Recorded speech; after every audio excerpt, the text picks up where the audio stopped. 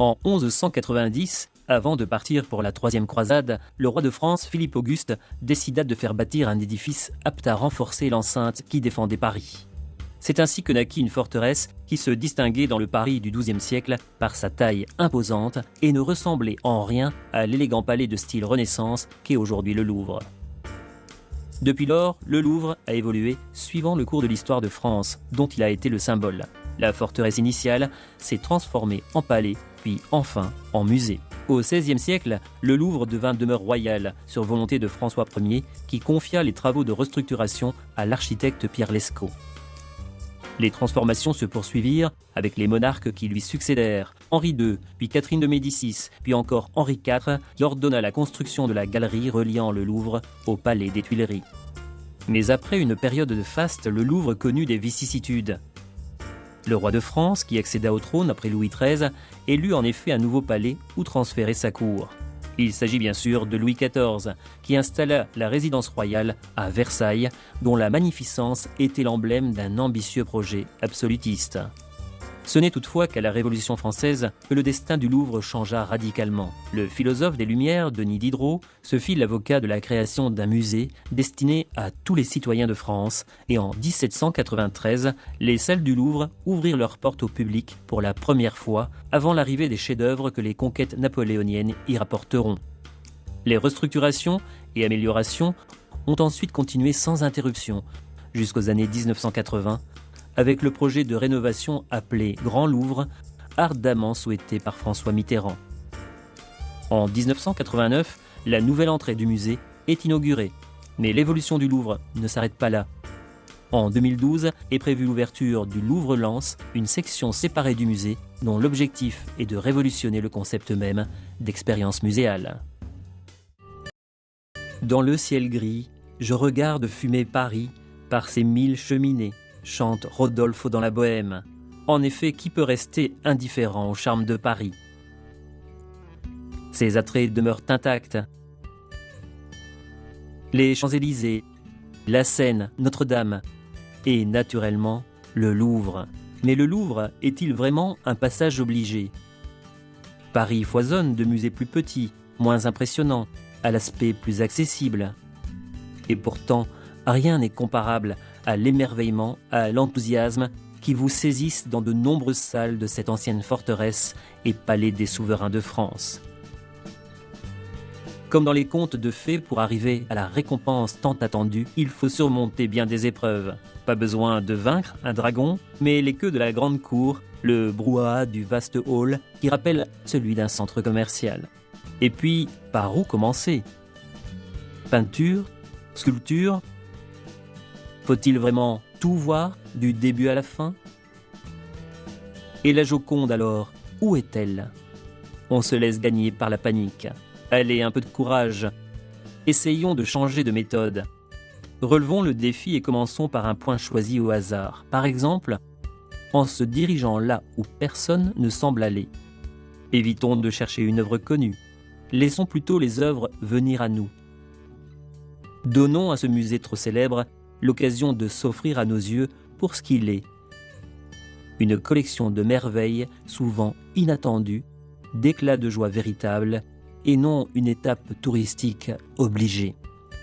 Dans les sections consacrées à la sculpture, à la peinture espagnole ou aux bijoux médiévaux, il n'y a pas foule.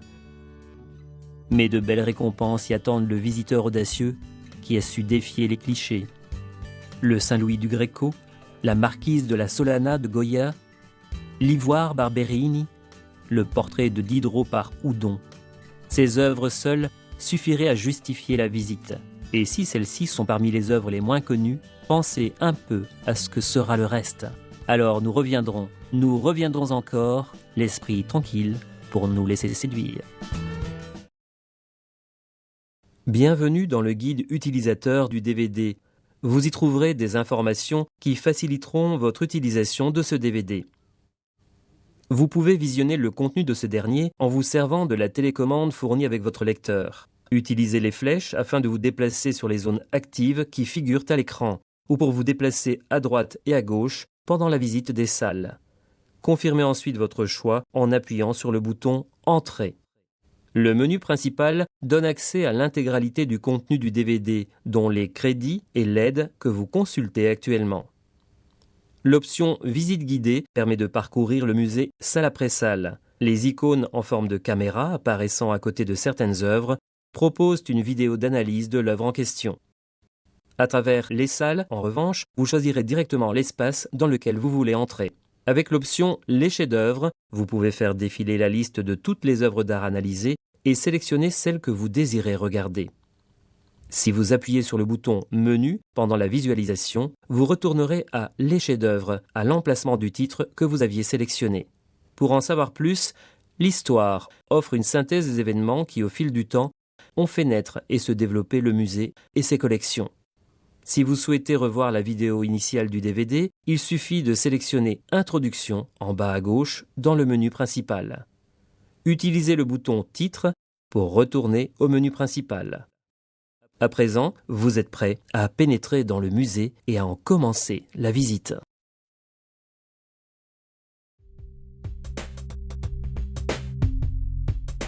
Que doit l'art français à l'art italien et dans quelle mesure celui-ci a-t-il influencé le monde de la cour de France? Pour en avoir une idée, il suffit d'entrer dans la galerie Michel-Ange, édifiée de par la volonté de l'empereur Napoléon III, et parcourir la salle entièrement consacrée à la sculpture italienne. Y sont rassemblées de nombreuses œuvres d'envergure qui permettent de parcourir le déroulement et les différentes tendances de l'école italienne de la première période de la Renaissance jusqu'au néoclassicisme de Canova. Parmi les chefs-d'œuvre exposés, ressort la beauté grandiose et tourmentée des 2 esclaves sculptés par Michelangelo Buonarroti pour la tombe du pape Jules II. Sur l'esclave mourant, l'artiste semble saisir l'instant où cet homme cesse sa lutte, s'abandonnant au sommeil éternel. L'esclave rebelle, par contre, se débat avec une force brutale dans une torsion qui implique tout son être.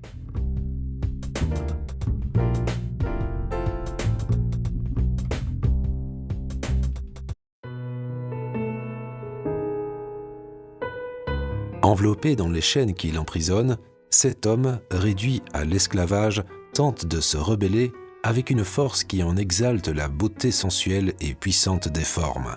Michel-Ange, auteur de la statue, semble réussir à saisir l'instant imperceptible où la vie, désormais fatiguée de lutter, abandonne le corps qui apparaît délicat, presque éphèbe.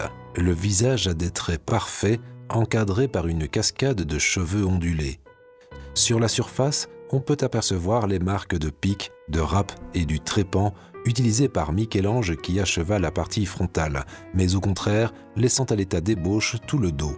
La figure fut réalisée aux alentours de 1513-1515 pour le soubassement de la tombe du pape Jules II à Rome, projet qui n'a jamais été terminé. Dans les mouvements lents de l'esclave mourant, il n'y a pas de violence brutale, mais une tension qui annonce un abandon, comme pour combattre cette âme humaine enfermée dans la pesanteur du corps. Un concept d'origine néoplatonicienne très cher à Michel-Ange.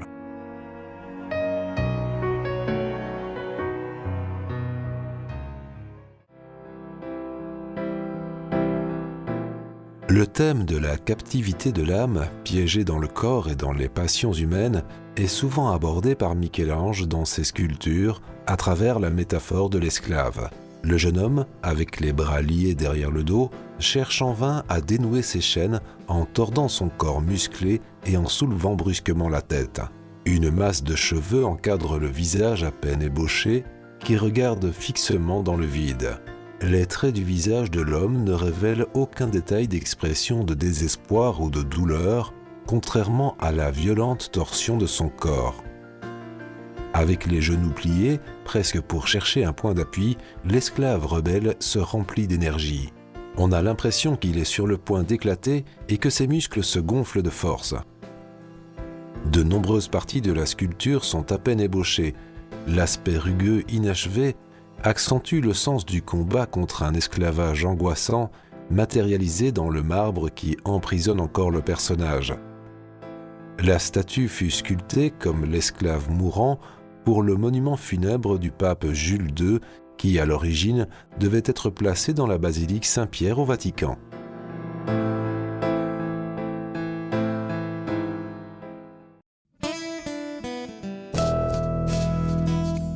Cette salle accueillit de 1725 à 1793 les expositions organisées par l'Académie royale de peinture et de sculpture. C'est de son nom, le Salon Carré, que vient l'appellation des salons que l'on attribuera par la suite aux manifestations artistiques. Cet espace, situé à l'extrémité est de la Grande Galerie, sert de prestigieux vestibule d'accès à la section dédiée à la peinture italienne. Une sorte d'antichambre où l'on peut admirer les maîtres comme Cimabue et Giotto qui ont influencé par leurs œuvres et leurs innovations techniques toute la postérité picturale. L'espace est particulièrement bien adapté pour accueillir les monumentales peintures toscanes des XIVe et XVe siècles parmi les plus prestigieux trésors du musée. Parmi les chefs-d'œuvre exposés, on admire le couronnement de la Vierge de Fra Angelico et la bataille de Saint-Romain de Paolo Uccello.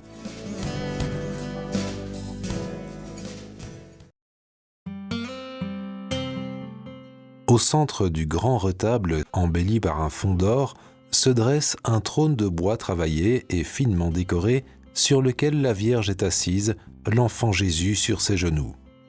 Ce trône posé en biais selon une disposition que ne respecte d'ailleurs pas l'orientation des marches vues de face, a l'air suspendu dans les airs comme flottant dans le vide, au point que dans la partie inférieure, on peut apercevoir la toile de fond. Ce sont les 6 anges, distribués symétriquement des deux côtés, légèrement en retrait par rapport au groupe de la Vierge et de l'Enfant, qui retiennent le trône et l'empêchent de se soulever dans les airs. La Vierge, vêtue d'une robe simple et austère, est assise sur le trône. L'Enfant Jésus repose sur ses genoux, vêtu de la tunique et du pallium romain, symbole d'autorité, le bras droit tendu dans la bénédiction et la main gauche tenant le cartouche de la loi divine. Un tracé léger et ondoyant cerne les contours des figures, modelant les volumes et donnant plus de moelleux aux formes empruntées à l'iconographie byzantine.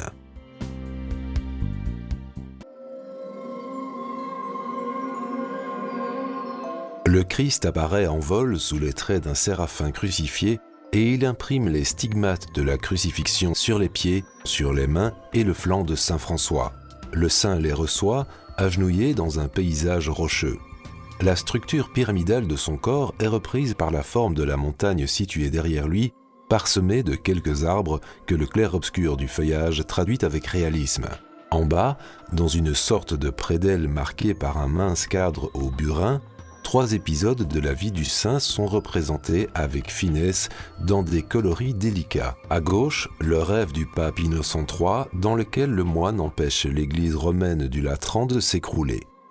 Au centre, le pape approuve la règle franciscaine. À droite, saint François, devant un de ses compagnons stupéfaits, prêche aux oiseaux réunis sous un arbre.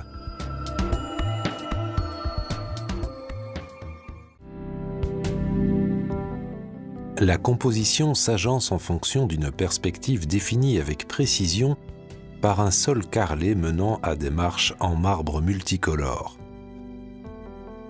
Au sommet de ces marches, sous un dais tendu de précieux damas, le Christ roi couronne la Vierge agenouillée. Une foule d'anges musiciens et de saints assistent à la scène, baignant dans une lumière claire et tamisée. Les figures sont disposées en dégradé. À droite, figure Sainte Catherine d'Alexandrie, avec la roue de son martyr, Sainte Agnès tenant l'agneau dans ses bras et Sainte Ursule avec sa flèche. De l'autre côté, Saint Louis, roi de France, avec la couronne de lys, et Saint Nicolas de Bari, à la chape ornée de scènes de la Passion. 3 saints tenant des livres ouverts dont on peut lire le texte sont alignés en vertu d'une hiérarchie montante basée sur le voisinage avec Dieu. En bas, saint Thomas d'Aquin se tourne vers le spectateur, tandis qu'au-dessus de lui, saint Dominique penche légèrement la tête dans un geste de contemplation. Au sommet, saint Jean l'Évangéliste, sur le livre duquel apparaissent les 7 premiers versets de son évangile, au début était le Verbe.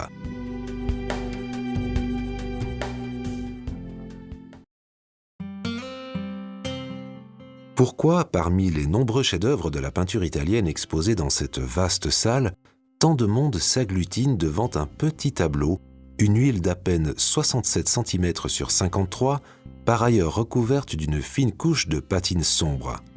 Et pourquoi semble-t-il négliger cette étincelante et imposante œuvre du Véronèse, les Noces de Cana, qui occupe, avec ses presque 16 mètres de longueur et plus de 6,50 mètres de hauteur, tout le mur d'en face? Parce que le petit tableau en question, c'est la Joconde de Léonard de Vinci. Les chercheurs pensent qu'il s'agit du portrait de Lisa Gherardini, épouse de Francesco del Giocondo.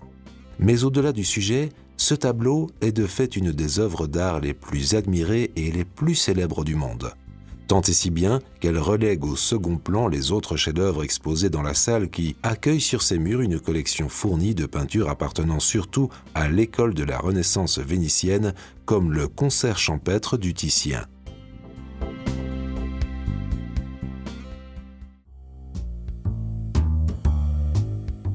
Ce célèbre tableau a de tout temps fait l'objet de discussions et d'interprétations diverses quant à l'identité du modèle et la signification réelle de l'œuvre. L'on est sans doute frappé par l'intense vitalité de la figure et l'ineffable expression du visage qui donne vraiment l'impression de nous regarder et de réfléchir. L'effet de mystère est dû à la technique du sfumato ou fondu. Les contours sont incertains et les couleurs douces et empâtées annulent les lignes et font confluer une forme dans l'autre, ce qui produit une impression fuyante et laisse libre cours à l'imagination. L'effet de rotation de la figure dans l'espace, accentué par la pose en mouvement des mains, un élément iconographique innovateur, contribue à donner le sentiment d'une beauté ambiguë et indéfinie. L'art, soutenait Léonard de Vinci, est une science en laquelle culmine l'observation et l'étude de la nature. Et la nature nous apparaît continuellement en transformation, comme quelque chose de transitoire et d'indéfinissable qui échappe à toute définition rationnelle.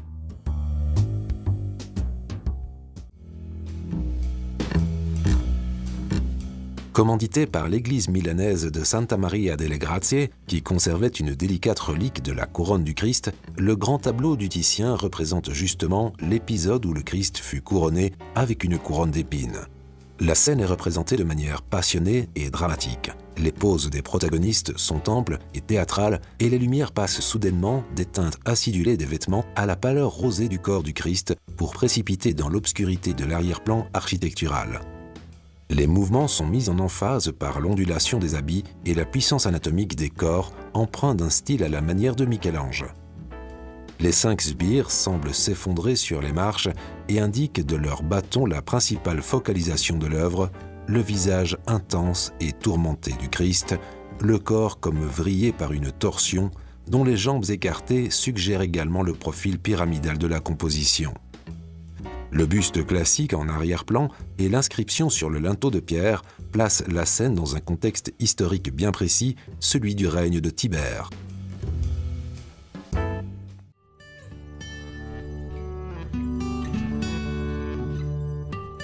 Cette œuvre, dans laquelle les noces de Cana sont présentées comme un grand banquet somptueux et mondain, scandalisa les autorités ecclésiastiques. La scène se déroule dans l'encadrement d'une architecture classique faisant office de décor qui rappelle avec précision les édifices de Palladio. L'on y retrouve l'élégance et la pompe de la société vénitienne et l'on y reconnaît nombre de personnages. Par exemple, le quatuor musical au centre représente les peintres Bassano à la flûte, Titien, vêtu de rouge, à la contrebasse, Tintoret et Véronèse lui-même à la viole. Le Christ est assis avec une fixité hiératique au centre de la table et il apparaît absent et nullement à sa place ici. L'homme qui coupe de la viande au-dessus de sa tête préfigure le sacrifice de l'agneau. Une longue balustrade partage la toile en deux, séparant le ciel et la terre, ce qui est éternel, ce qui est fugace. Cette représentation sacrée et profane provoque un profond malaise. Les deux dimensions s'affrontent et s'opposent, mais c'est la représentation profane qui semble l'emporter.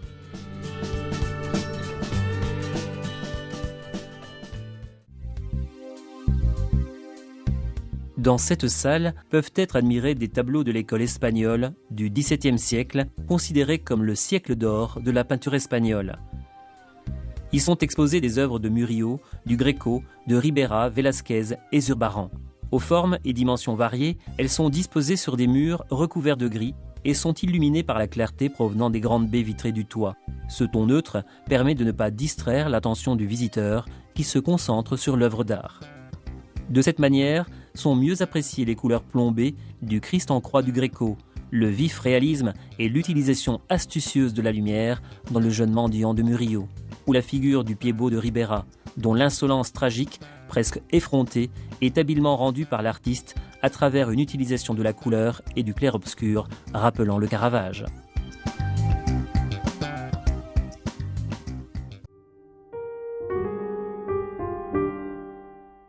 L'unique protagoniste sur cette toile est le Christ, dont le corps étiré et tordu selon les canons du maniérisme semble s'élever vers le ciel. Le regard, plein de passion, tourné vers son Père, semble accompagner les mots prononcés avant de mourir « Tout est accompli », reportés en 3 langues différentes dans le cartouche sur la croix. L'œuvre présente un découpage audacieux, presque photographique. La croix s'élève contre le ciel orageux sans en montrer la base et les 2 donateurs, non identifiés, habillés de vêtements modernes, sont visibles seulement jusqu'au buste. L'un des 2 est un ecclésiastique, l'autre un laïc, et tous les 2 prient, tournés vers le Christ. Les nuages qui s'épaississent dans le fond symbolisent l'obscurité plombée sur le monde après la mort du Sauveur. Des jeux d'ombre et de lumière accentuent l'atmosphère dramatique et mystique de la scène.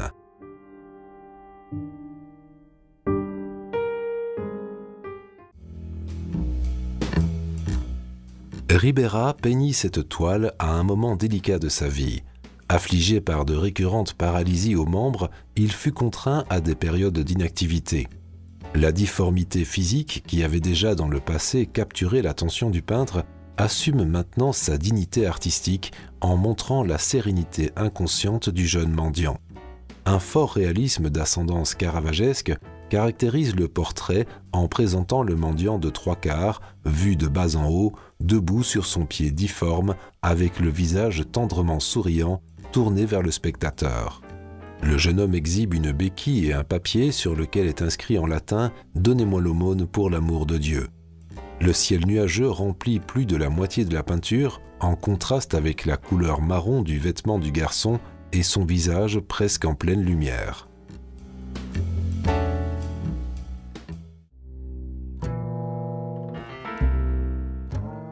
Tableau d'un genre très différent de la production religieuse de Murillo, ce portrait d'un jeune mendiant situe sans aucun doute le maître dans la plus pure tradition du ténébrisme espagnol, celle du jeune Velázquez et de Zurbarán. La lumière qui entre par la pauvre fenêtre déchire l'obscurité et montre la réalité dans toute sa pauvreté.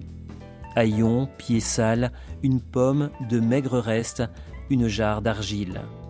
Dans un misérable taudis, un enfant grandeur nature est absorbé par la recherche des puces qui le tourmentent entre les plis de sa chemise, qu'il porte sous une veste toute rapiécée. Près de ses pieds nus et sales sont jetées des carapaces de crevettes, restes de son maigre repas. La palette se limite à quelques couleurs, les bruns et les gris, harmonieusement mariés, appliqués par petites touches épaisses et drues, sont les teintes dominantes.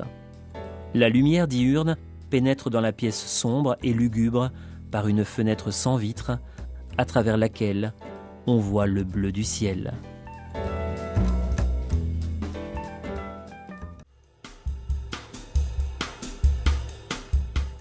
Cette longue salle austère nous permet d'observer certains des chefs-d'œuvre qui ont contribué à exalter la gloire de la France pendant une de ces périodes historiques parmi les plus dramatiques et terribles. Les années qui vont de la fin du XVIIIe siècle à la première moitié du XIXe siècle. Sur les longs murs rouges foncés, de nombreuses peintures s'affichent, toutes de l'école française. Celles qui marquent le plus le visiteur, ce sont les œuvres de Jacques-Louis David, considéré comme le chef de file du mouvement pictural lié aux idéaux de la Révolution. Sur le Serment des Horaces, le style de David s'inspire de l'Antiquité et entend donner un exemple de patriotisme.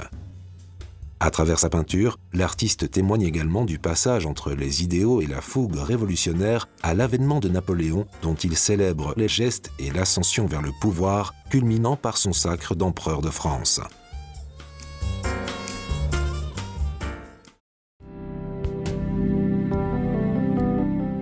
Dans un espace rigoureusement scandé par 3 arcades doriques plongées dans la pénombre à l'arrière-plan, se détachent les figures des Horaces grandeur nature. Le centre de la composition est occupé par leur vieux père qui fait prêter serment à ses 3 fils en tenant solidement dans sa main gauche leurs épées. Le vieillard invoque les dieux, conscient qu'il est de sacrifier sa famille dans la lutte intestine contre les curiaces. Sur la droite, le groupe des femmes pleure sur la tragédie imminente. Camille, tout habillée de blanc, fiancée d'un des curiaces, appuie sa tête brune sur l'épaule de Sabine, curiace mais femme d'un Horace, tandis que la mère des 3 jeunes gens console ses petits-enfants.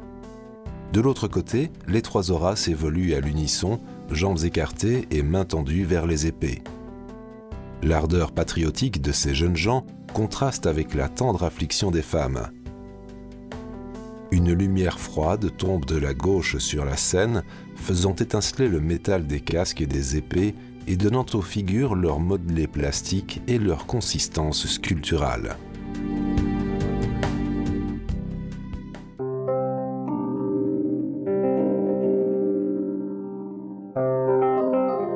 Endymion est nu, endormi sous un platane, pendant que son fidèle chien repose à ses pieds. Zéphyr, d'un air malicieux, déplace le feuillage de l'arbre pour permettre à Diane d'embrasser le jeune homme dont elle s'était prise.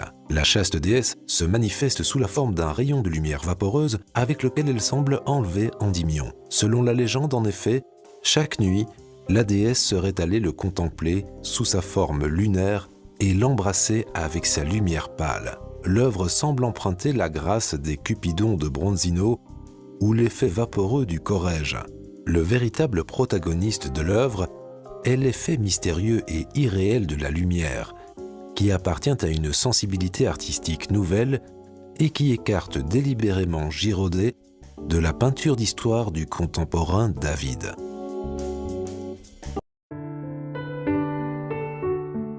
Dans la cathédrale de Notre-Dame de Paris, le 2 décembre 1804, Napoléon Bonaparte, avec son épouse Joséphine de Beauharnais, fut couronné empereur de France sous le nom de Napoléon Ier. Napoléon est représenté debout, de profil, avec un habit de soie blanche et un manteau de velours rouge bordé d'or et parsemé d'abeilles, symbole qu'il a choisi pour représenter l'Empire. Ses bras levés soutiennent la couronne qu'il posera sur la tête de l'impératrice, agenouillée devant lui, habillée elle aussi de blanc, avec un manteau rouge doublé d'hermine. Le pape Pie VII est assis devant l'autel avec une belle chasuble brodée. L'évêque qui soutient la croix de procession entre les 2 époux marque le centre de cette peinture, une galerie extraordinaire de plus de 150 personnages, ambassadeurs, officiers de la couronne, hauts dignitaires, membres de la famille, tous représentés avec un parfait réalisme. La parfaite disposition des différents plans scande la composition en profondeur, alors qu'un habile jeu de lumière s'unit aux plus beaux accords de couleurs.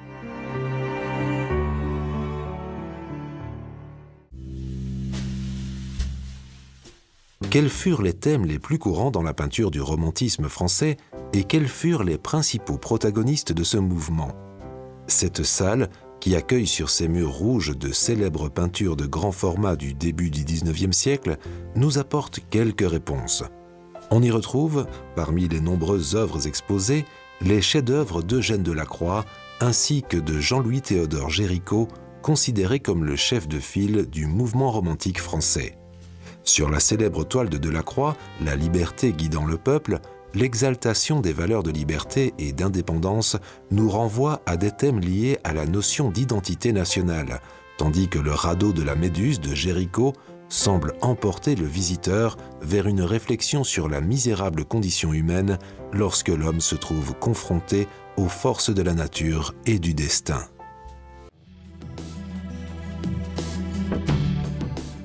Ce tableau évoque avec emphase un épisode de la vie de Napoléon remontant au 11 mars 1799 lorsqu'il n'était encore que général de la Grande Armée. Pendant la campagne d'Égypte, il fit une visite au lazaret de la ville de Jaffa, tombé entre les mains des Français, où étaient hospitalisés de nombreux soldats français victimes de l'épidémie de peste. Le corps dénudé d'un homme couché au premier plan crée l'axe le long duquel le regard du spectateur va glisser vers l'épisode principal, situé dans la partie droite du tableau où se dresse la figure de Napoléon debout. À demi nu, le malade lève le bras pour permettre à Napoléon de mieux le toucher. Les officiers cherchent à dissuader leur général d'accomplir un geste si risqué. L'un d'entre eux, terrorisé, se couvre la bouche d'un mouchoir. Un arabe portant le costume traditionnel distribue du pain aux malades. Le caractère dramatique de la composition est accentué par la violence des couleurs, intensifiée par une lumière aveuglante provenant de la partie supérieure gauche de la scène.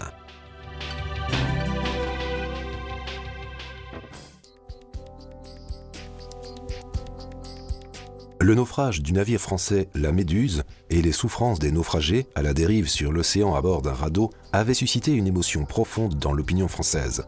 Géricault choisit le moment culminant du drame lorsque les naufragés, désormais à bout de force, aperçoivent à l'horizon le bateau qui les sauvera.